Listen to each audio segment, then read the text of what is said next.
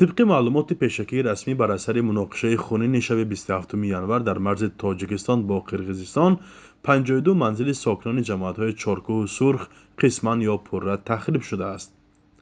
همچنین شهرداری اسفره ضرری رسیده از این درگیری‌ها به ساکنان و ناحیه را بیش از 1.5 میلیون سامانی حساب کرده است.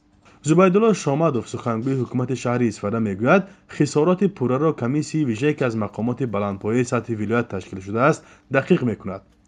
سران جماعت چارکوه میگویند که تنها در دهه‌های سامانیان و خواجه علا به حساب اولیه بیش از 40 منزل ساکنان قسماً یا پوره تخریب شده یک بنگاه طبی آسیب دیده است. منزل ساکنان اصلا از ضرب تیر و گلوله مینومیات نیروهای قرقیز آتش گرفته و ویران شده است. در این خانه‌ها بیش از 240 نفر زندگی می‌کردند.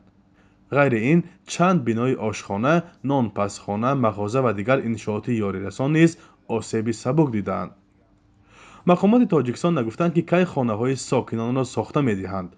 جانب قرقیزستان گفته است در مناقشه اخیر ساکنان بادکن 3 میلیون سام ضرر دیدند.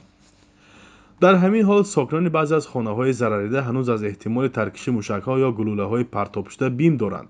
مقامات چند از آنها را بی‌ضرر گرداندند، اما باشندگان از تجربه مناقشه‌های پیشینه میگویند بعد چند روز جنگ نیز شاهد ترکش موشک‌های زیر خاک و دیوار پنهان مانده می‌گردند.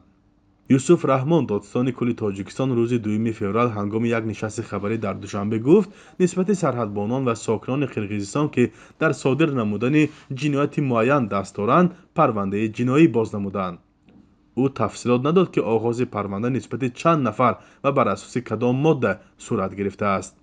زد و خورد مسلحانه در سرحد تاجیکستان و قرقیزستان شام 27 ینور امسال پس از آن روی داد که مقامات دو کشور یکدیگر را به راهبندی گناهکار کردند. بعداً دو طرف شب 28 ینور درباره آتشبس کامل در مرز خبر دادند.